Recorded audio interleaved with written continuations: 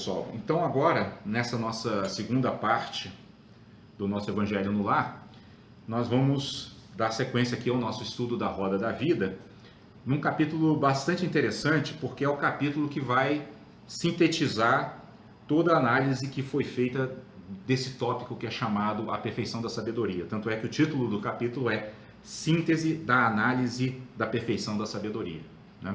Então é como se fosse a retomada dos tópicos principais daquilo que realmente constitui a essência desse ensinamento, né?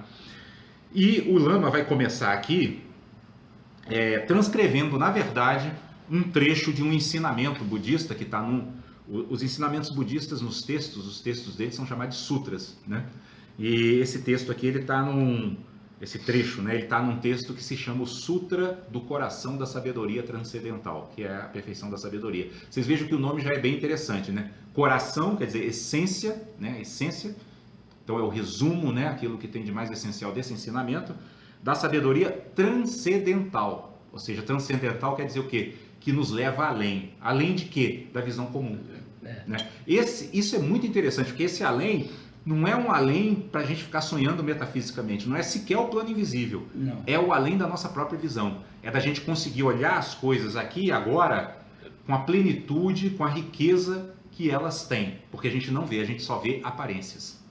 Né? E como diz o povo, as aparências enganam. Então nós estamos sempre sendo enganados pelas aparências. Por quê? Porque nós não desenvolvemos ainda esse olhar que penetra as aparências, né? Aqui a proposta é exatamente isso. Desenvolver um olhar que penetre as aparências. Que nas palavras de Jesus é o olho para ver.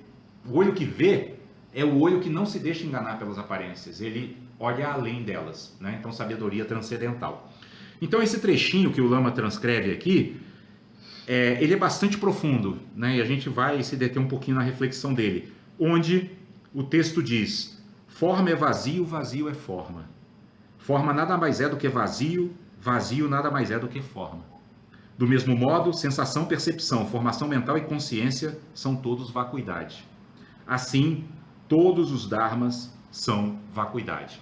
Então nós vamos começar falando da seguinte forma. Primeiro, a palavra dharmas. Essa palavra é muito interessante, dharma, porque no budismo, em sânscrito, ela significa, com a letra maiúscula, ensinamento. Quando ela está com a letra minúscula, ela significa fenômeno. Isso é muito significativo. Por que isso é significativo? Porque significa que os fenômenos estão aonde? Aliás, os ensinamentos estão aonde? Nos fenômenos. Cada fenômeno com o qual a gente se depara está escrito ali a doutrina. E por que a gente não enxerga isso? Por que as pessoas não se iluminam? Porque falta esse olho treinado para ver além da aparência. Percebem? Então, quando ele diz todos os dharmas são vacuidade, o que ele está dizendo? Todos os fenômenos são vazios de existência intrínseca. Aí eu queria fazer um exercício com vocês. Eu trouxe até aqui para a gente fazer. Para que vocês me dissessem o que vocês veem aqui. Pode até pegar o celular e ver de mais perto. O que você vê aí, mano? Nada. O que te vier à mente, pode dizer, não precisa tentar decifrar. O que te vem à mente? Não abra, só quero que você veja a figura, porque eu quero só baseado na imagem. O que é isso? Tem uma mulher aqui. Perfeito. Com um leque. Com um leque? Parece. Eu nem tinha visto esse leque, ó, já é uma coisa interessante. O que mais? Tudo bem, uma mulher com leque. Pode passar para a Vera, vamos ver, vamos fazer a experiência aqui, todos nós. O que você está vendo aí, Vera? É um leque, né? Eu falei. A mulher com leque não estou vendo, não. Procura o que você ela não está vendo a mulher com o leque. Perceba, tá certo? Só olha a figura, não precisa abrir a imagem, só olha a figura. Eu estou vendo um céu e uma mandala. Um céu e uma mandala. Perfeito. Matheus, vamos ver. O que você vê aí, Matheus? Caramba, disparidade, né? Não, mandala também. Disparidade, né? É uma experiência. Nós estamos fazendo uma experiência aqui para que o texto não fique teórico, tá? E o que é uma mandala, Vera? A mandala é algo que remete ao nosso ser, né? Remete ao nosso ser. Nossa consciência expandida. Nossa consciência expandida. É uma boa definição. Uma boa definição. E aí, Matheus, conseguiu ver alguma coisa aí, Matheus? Bom, primeiramente parece que no meio tem uma máscara, No meio tem uma máscara, olha só, hein? que o cara ele é formado, parece um cara com uma máscara, Ah. ele é formado de várias pessoas. E várias pessoas em volta. É. Certo, um cara com uma máscara e várias pessoas em volta. Diga aí, Solange, agora para nós. Bom dia, assim, sem É falar muito, exatamente isso, não é para eu pensar. diria que tem um ser dançando. Um ser dançando. Perfeito. Passa pro Benedito aí, vamos ver o que o Benedito vê. Benedito vê. Eita, né? Total. Tô Essa curiosa ideia pra aqui saber que é o que que você um índio. Um índio. Ou um asiático Ah, fazendo um gesto de dar porrada. um índio ou um asiático fazendo um gesto De luta. de luta. É. Tá. Um índio ou um asiático fazendo um gesto de luta. Bela, o que você está vendo aí? Você, As asas, duas asas. Duas asas. voando. Eu, Uma pessoa Uma pessoa sendo amparada por essas asas. e uma pessoa sendo aparada por essas asas. Aí, pai, agora é você, hein? O você, que você está vendo aí? eu estou vendo Ah, uma figura ah, diferente. uma figura diferente. Perfeito. Tem mais? Que mais? Vem mais alguma coisa? Eu não vou. Não vai se estender muito não, né? Não vai se estender muito não. Não quer. Pessoal, então olha só, por que a gente fez essa experiência? Exatamente para a gente entender essas palavras, forma e vazio. Nós temos uma forma na nossa frente, isso é uma coisa evidente, né? Mas quando se diz forma é vazio, o que quer dizer? Que a forma em si mesma, ela não tem significado algum. Tanto é que cada um aqui falou uma coisa e ninguém falou nada errado, cada um falou o que estava vendo. Dentro dessa perspectiva da perfeição da sabedoria, a questão é que a gente tem uma forma, essa forma é uma tanca tibetana, né? O que é a tanca tibetana? São pinturas tibetanas sagradas, né? Onde você tem a representação, eu não saberia nem explicar, porque eu não me interessei pela explicação, eu queria fazer experiência, né? Eu mesmo também não conheço o significado detalhado e profundo, posso até trazer depois para vocês. Mas como nós não somos tibetanos, como nós não fazemos parte da tradição budista tibetana, dentro do conteúdo interno da nossa mente não tem tanka. Não existe isso. Tanto é que é um nome que eu imagino que vocês também não conhecessem, né? Ninguém conhece. Vocês lembram que o quarto elo da originação interdependente que nós estudamos era o quê? Nome e forma, né? Então, quando a gente dá um nome, o Emmanuel falou o quê, Emmanuel? Está lembrado? Mulher com leque. Uma mulher com leque. Então ele deu nomes que são elementos que no conteúdo interno da mente dele existem. E todos aqui fizeram a mesma coisa. Mas mesmo assim, nós pertencendo aqui à mesma cultura, tendo sido moldados com a mesma mente ocidental contemporânea, dentro da cultura brasileira, e todos aqui mais ou menos vindo quase que da mesma região, de regiões bastante similares, ainda assim não teve uma igual. Não teve uma interpretação igual. Por quê? Porque a forma é vazia. Né? O que significa isso? Por isso que eu trouxe aqui também essa figura. Ó. Eu já falei que trouxe de uma outra vez, não sei quem estava presente, né? Isso aqui a gente pode considerar como uma representação do conteúdo interno da nossa mente. Isso aqui é o objeto externo. Nós, na nossa ignorância espiritual, achamos que esse objeto existe por si mesmo. Né? Então, um tibetano, por exemplo, que não fosse budista, que não tivesse estudado a perfeição da sabedoria, ele podia dizer assim: nossa, mas vocês não estão vendo a tanca? Como que vocês não estão vendo a tanca? Isso é ignorância espiritual. Todo mundo sabe que isso é uma tanca, ele não percebe que não é todo mundo que sabe. É quem viveu no Tibete, é quem conhece a história, quem conhece a tradição budista tibetana. Né? Então, não há fenômenos puramente externos. Forma é vazio. Forma é vazio. Né? E o vazio é forma. Porque o que significa vazio é forma? Aí é uma coisa interessante. Significa que o budismo também não diz que não existe nada lá fora.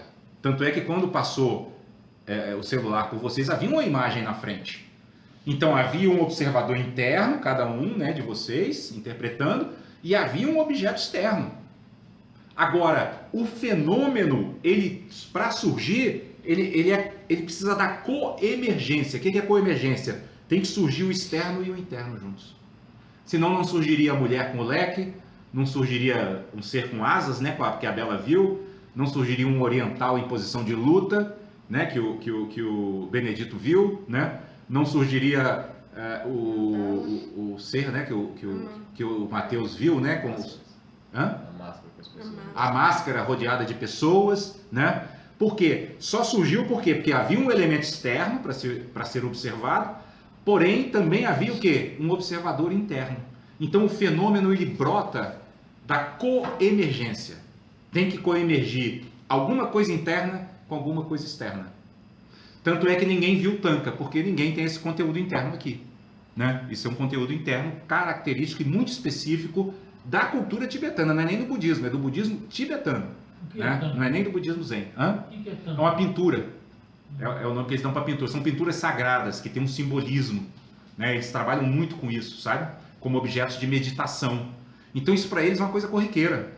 Por quê? Porque, não hoje, né, que a China invadiu o Tibete há algum tempo, mas antes da China invadir, o Tibete era um país cheio de monastérios, né? Calculava-se que mais da metade da população era monge, né? Então, e o líder espiritual deles, o Dalai Lama, ao mesmo tempo que é o líder político, é o líder religioso. Então é uma cultura completamente diferente da nossa. Por isso que a gente olha para o objeto produzido por eles e não identifica o que eles identificam. Porque eles estão formados com uma mente que vê coisas completamente diferentes da forma como nós vemos, né? Bom, mas isso eu estou querendo dizer para vocês, ficou claro então o que dizer forma é vazio? Né? Agora, ao mesmo tempo, vazio é forma, ou seja, é do vazio que brotam as formas. Por quê? Porque significa, aí nós vamos voltar no texto da nossa mensagem de hoje, achei interessante ter sido sorteado esse texto hoje, porque o texto é o quê? Liberdade. Então vocês viram que cada um de vocês teve o quê? A liberdade de dar a forma que a sua mente queria ou podia dar em relação àquela figura que estava sendo contemplada. Fica claro isso? Então é do vazio que surge a forma. A forma é vazia de conteúdo inerente, ficou claro isso? E ao mesmo tempo é desse vazio que vão surgir as diversas formas. É por isso que quando a gente volta naquele tema do Evangelho segundo o Espiritismo do capítulo 12, quando Jesus diz amai os vossos inimigos, ele fala isso por quê? Porque ele está dizendo assim, ó, vocês estão dando uma forma de inimigo para esse objeto externo. Mas isso é uma liberdade que você tem. Você pode, em vez de dar forma de inimigo para ele, pode dar forma amorosa. E a forma amorosa gera karma positivo e faz você evoluir espiritualmente. Então é melhor amar. Ainda que seja um inimigo, você transforma ele em amigo, de algum jeito. E a gente já viu isso acontecer, né? Na história da humanidade já aconteceu algumas vezes. As pessoas transformaram inimigos em amigos. Converteram, né? Inimigos em amigos. Né? Perseguidores em seguidores. Jesus fez isso com Paulo de Tarso. Né? Então forma é vazio, vazio é forma. Aí ele diz, forma nada mais é do que vazio, vazio nada mais é do que forma. Então até aqui ficou claro, não ficou, pessoal? Aí na continuação, olha o que ele diz. Do mesmo modo, sensação, percepção, formação mental e consciência são vacuidade. O que quer dizer isso? Ora, quando eu apresentei a figura para vocês, havia uma sensação ali presente, não é? Uma sensação visual, uma imagem, né? Vocês olharam a imagem, né? Agora, essa sensação era sólida? Ela tinha alguma solidez? Se ela tivesse, todo mundo teria visto a mesma coisa. Mas ninguém viu, todo mundo viu coisas diferentes, né? Então significa o quê? Que as próprias sensações, que por sua vez geram as percepções, né? Que por sua vez são fruto das formações mentais, né? A formação mental significa o quê? A forma como nós construímos o nosso conteúdo mental. O Mateus construiu de um jeito, a Vera construiu de outro, o Emmanuel construiu de outro, a Solange construiu de outro, o Benedito de outro e a Bela de outro. E você também, pai, de outro. E você também de outro. O mais sintético e mais direto de todos. Bem zen, né? Que o zen é assim, é direto, simples e curto e grosso. Então, o que isso mostra? Que até que as nossas formações mentais, nossas sensações, nossa percepção e a nossa consciência do mundo, né? A consciência que a gente toma dos objetos, varia infinitamente, de acordo com o ponto de vista. Né? Então, sensação, percepção, formação mental e consciência também são vazios de existência inerente. Agora, olha o ponto-chave que está diretamente ligado ao nosso estudo do Evangelho de hoje, do sábado passado também, e acho que o retrasado quando nós começamos. Não saiba a vossa mão esquerda o que dá a vossa mão direita. O que quer dizer isso? Resumindo essa frase de Jesus, ela quer dizer o seguinte: não se apeguem ao seu eu, não se envaideçam do que vocês fazem. Por quê? Aqui nesse ensinamento que nós estamos vendo, nosso eu é constituído exatamente de quê? De forma, sensação, não é isso? Forma, que é nosso corpo, sensação, percepção, formação mental e consciência, que é a nossa mente, que compõe a nossa mente. se eles são vazios, por que eu vou me apegar a algo que é vazio? Por que eu me envaideço de algo que é vazio? Eu vou postar no nosso grupo depois uma figurinha que eu recebi também que diz respeito a isso, muito engraçada, é piada budista, vamos dizer assim, né? O sujeito está lá meditando. Aí ele, de olhos fechados, super tranquilo, calmo, de repente ele se agita. Ah, consegui, dissolvi o ego, eu sou o máximo. Vocês entendem? Orgulho espiritual, lembram que a gente falou? Pronto, caiu na armadilha, né? Foi. Ou seja, o ego, ele é muito astucioso, sabe? Ele se apropria. Aquela alegria que a pessoa sentiu de ter conquistado um estado mais elevado, rapidamente ele se apropriou daquilo. Ah, somos o máximo, nós conseguimos. Tem o Zen ele é muito crítico desse aspecto, né? Então tem um desenho Zen que é assim, eu já mostrei para vocês essa na roda da vida, né? Que o javali significa ignorância, né? Aqui, ó, o javali aqui, né? Tá? Significa ignorância. Um dos nossos venenos mentais, né? Ignorância, apego e raiva. Então, tem uma figura Zen que ela é assim, você vê uma sala de meditação lotada, cheia de javalizinhos na posição de lótus. Todo mundo entendeu, né, a mensagem? Ou seja, está todo mundo meditando para ser o cara, não para se libertar. Vocês viram que a nossa mensagem de hoje é o quê? Conhecereis a verdade vos libertará. Mas libertará de quê? Dessa ignorância. Aí tá lá todo mundo, né? Aí o javali tá só ficando mais forte, só crescendo, né? Porque agora eu sou um meditador de nível de primeiro boom. Agora eu sou de segundo boom. Pronto, ele não está indo para boom nenhum, ele está simplesmente se afundando na ignorância, porque o javali ele representa ao mesmo tempo a nossa identidade e a nossa ignorância. Ou seja, quanto mais apego à identidade, mais apego à ignorância. Ficou claro isso aí, pessoal?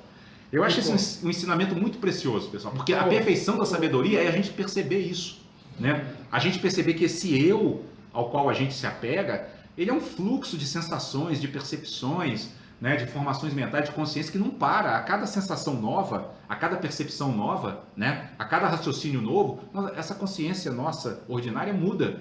A gente se apegar a isso é se prender, é cada vez estar num mundo mais estreito. E a proposta dos ensinamentos espirituais, a proposta de Jesus, é a proposta da nossa mensagem de hoje. Conhecer a verdade e a verdade vos libertará. Qual é a verdade? Esse eu é ilusório. Né? É muito impressionante uma coisa que os monges tibetanos fazem. Eles constroem mandalas, até a Vera conhecia esse termo, né? Isso pode ser considerado uma mandala, né? Um círculo, uma figura, né? Para inspiração sagrada. Eles constroem a mandala com areia colorida. Um negócio que dá um trabalho imenso, sabe? Eles fazem meticulosamente, com um cuidado assim enorme, passam horas, dias. Quando fica pronto, você sabe o que eles fazem? Eles desmancham tudo. Desapego. Eu fico com a pena, né? Eu nunca desmancharia um negócio daquele para fazer uma coisa daquela tão linda, com areiazinha fininha, tudo meticulosamente calculado. Depois você desmancha. Até louco. Quer dizer, isso é o ego, né? Eu não posso desmanchar um objeto tão bem construído por mim. Como que eu vou desmanchar? Tem que mostrar para o mundo. Não. Eles passam a mão. É o exercício de meditação de desapego. Né? Ó, tá vendo a leitura já? A leitura, né?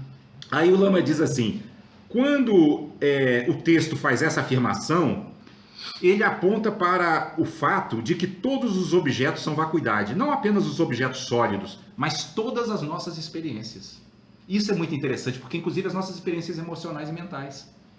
Às vezes a gente se deixa arrastar pelos pensamentos, e o pensamento é vazio também, né? Na meditação, eles normalmente aconselham assim, as pessoas pensam, eu tenho que esvaziar a minha mente, eu tenho que pensar em nada. Não, você nem pense em pensar, nem pense em não pensar. Você senta e observa. Seus pensamentos vão surgir vários, de vários tipos. Você não julgue os pensamentos. Você simplesmente veja como eles aparecem no espaço da mente, igual as nuvens aparecem no céu, e depois somem. Se você não o objetivo da meditação não é não pensar, é não se enganchar nos pensamentos. Então, por exemplo, eu estou sentado lá, meditando, e aí surge o pensamento, caramba, eu acho que eu esqueci o gás aberto. Pensamento, esqueci o gás aberto. Se você fizer isso, aquilo vai desaparecer. Não vai movimentar a sua energia, não vai gerar uma preocupação. Porque a preocupação já é uma energia de ansiedade. Tipo assim, eu preciso me levantar rapidamente, encerrar essa sessão e ver se eu fechei o gás. Mas se você não fizer isso, significa, na linguagem budista, você liberou o pensamento. Então, sabe como é que os monges Zen falam? Eles falam assim, deixa os pensamentos visitarem a sua mente. mas não convide para tomar chá. É muito interessante, né? As frases zen são fantásticas, sabe? Elas são curtas, mas assim de uma profundidade. Então, deixa os pensamentos visitar sua mente, mas não convida para tomar chá, porque senão ele senta mesmo, que ele é abusado. Os pensamentos são abusados, senta e ficam lá, né? Porque aí o que acontece? Ah, não fechei o gás. Nossa, a casa deve estar pegando fogo. Ih, meu Deus, e se incendiar minha casa, eu não tenho seguro. E eu não tenho seguro, não vou ter dinheiro para fazer outra casa. Aí vira um Deus nos acuda. A nossa mente vira um verdadeiro tsunami, né? Então, o pensamento vem, você deixa ele visitar, seja hospitaleiro, mas não convida para tomar chá. Não deixa ele ir. Do mesmo jeito que ele chega, ele vai desaparecer. Igual no vídeo. Eles comparam o espaço da nossa mente livre, ó, que o nosso tema de hoje foi liberdade, né? Conhecereis, né? A verdade vos libertará. A nossa mente livre, ela é um espaço infinito onde aparecem todas as coisas, de todas as naturezas. Então não precisa, por exemplo, aparecer um pensamento assim, nossa, me lembrei daquele chefe que eu gostaria de esganar ele. Aí você, ah, meu Deus, como é que eu vou ter um pensamento desse logo na minha sessão de meditação? Pronto, você já se enganchou. Por isso que Jesus fala, não julgueis para não ser julgado. Não julga nem seu pensamento, deixa ele. Deixa ele, é da natureza dos pensamentos virem e irem, igual as nuvens. Mas o céu fica lá. O céu azul continua lá, que é o espaço da nossa mente livre. Isso dá para compreender, não dá, pessoal? Dá. E aí ele continua dizendo o seguinte, a palavra utilizada para se referir ao conjunto dos objetos concretos e abstratos é Dharma com a inicial minúscula no budismo, aquilo que eu falei para vocês. Dharma com inicial minúscula são os fenômenos.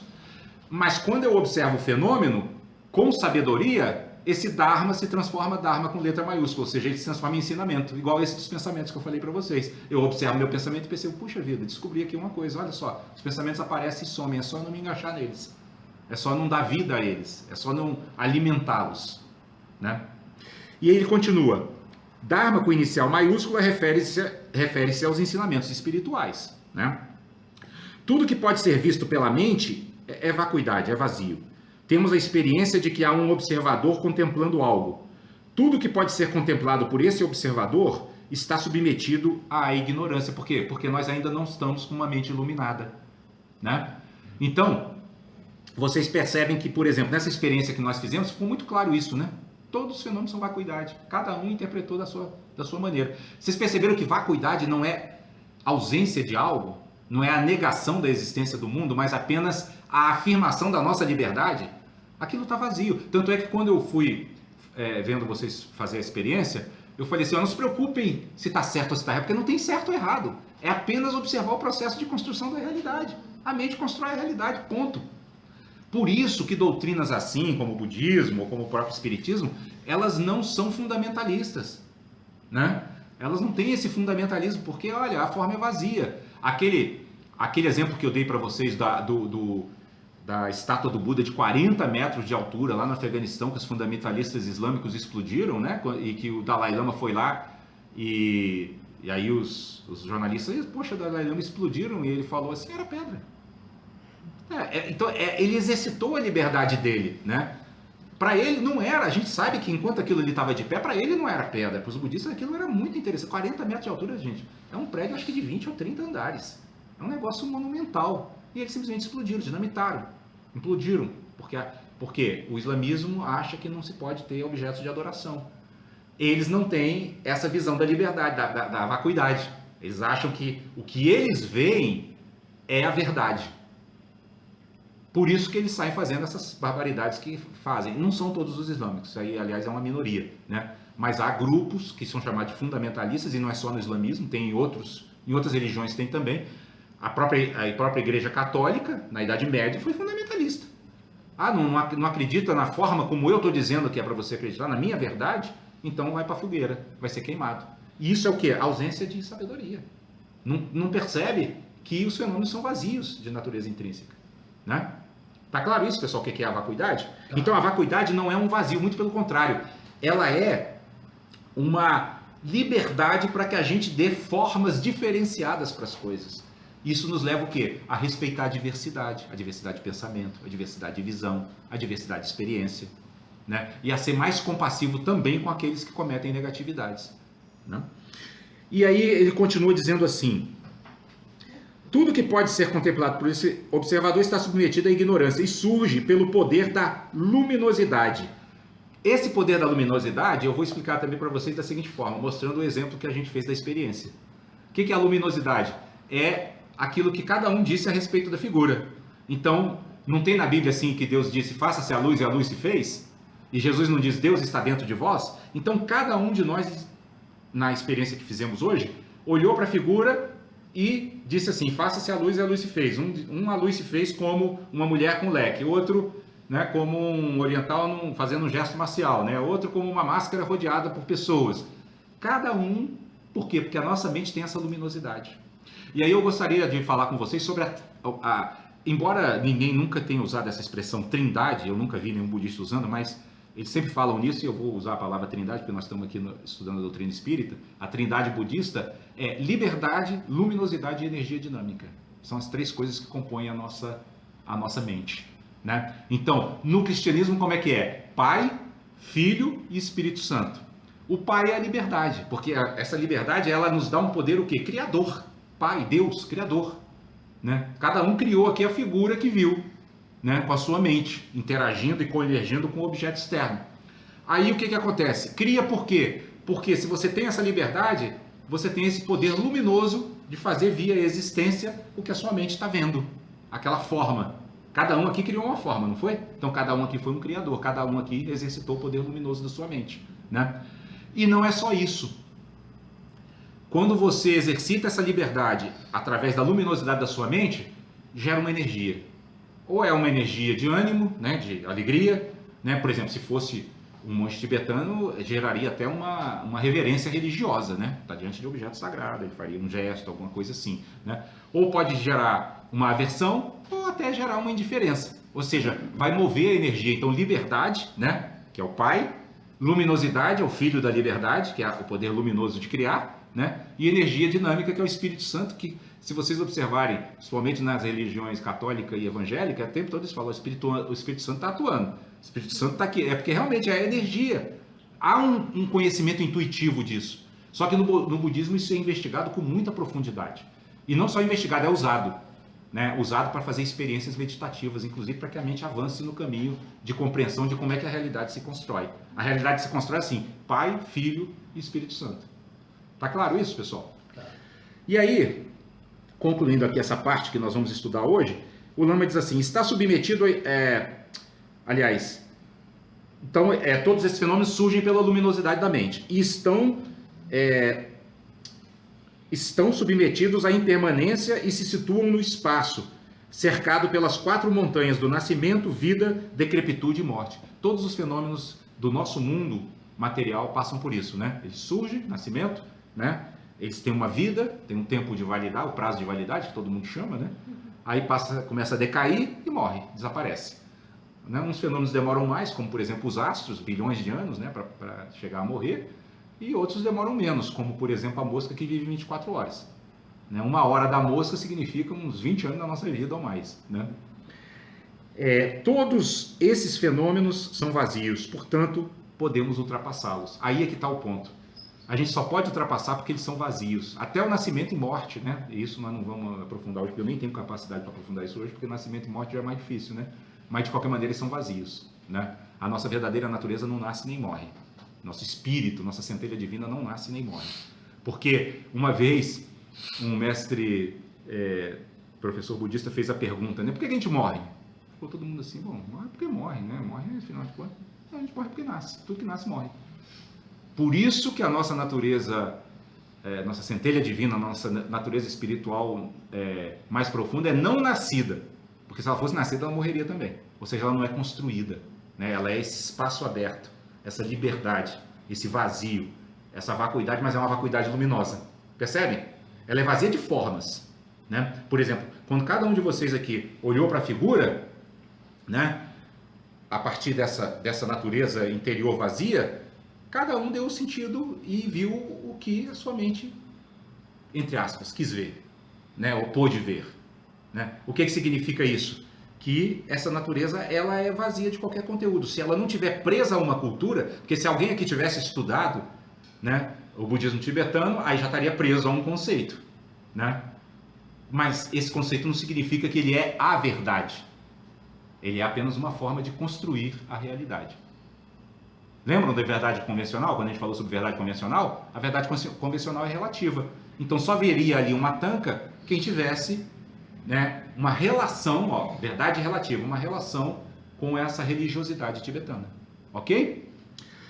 E aí no último parágrafo o Lama diz assim: há uma natureza luminosa que não é afetada por suas próprias construções.